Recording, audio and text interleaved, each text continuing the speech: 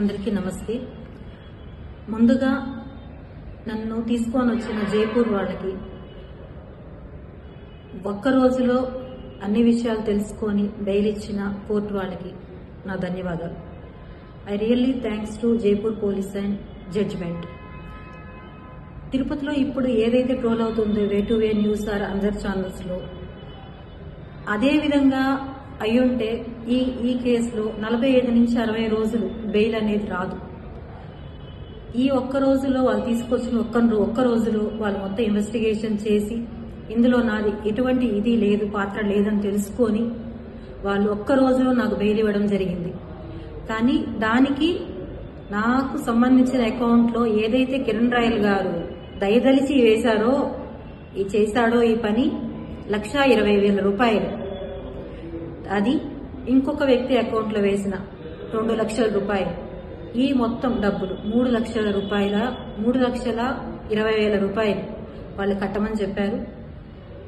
మా బాబు ఎంతో కష్టంతో తీసుకొని వచ్చి కట్టి బెయిల్ తీసుకొని కేసు అంతా చేసి బయట వచ్చాను.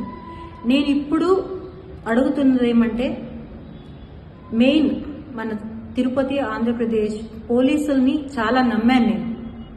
కానీ ఇప్పుడు నాకు అర్థమైన విషయం ఏమంటే, అధికారంలో ఉన్న పార్టీకే పోలీసుల సపోర్ట్ ఉంది, ప్రజల సపోర్ట్ కూడా. పవన్ కళ్యాణ్ గారిని నేను అడుక్కున్నాను, నాకు చాలా అన్యాయం జరిగింది, ఒక అన్నగా మీరు నాకు నిలబడండి, ఆడపడుచు సమస్య అంటే నిలబడతానన్నారు, నిలబడండి అని అర్థించాను, చేతులెత్తి నమస్కారం చేశాను. కానీ ఏ ఒక్కరూ పట్టించుకోలేదు. అదేవిధంగా ఏ పార్టీ వాళ్ళు పట్టించుకోలేదు.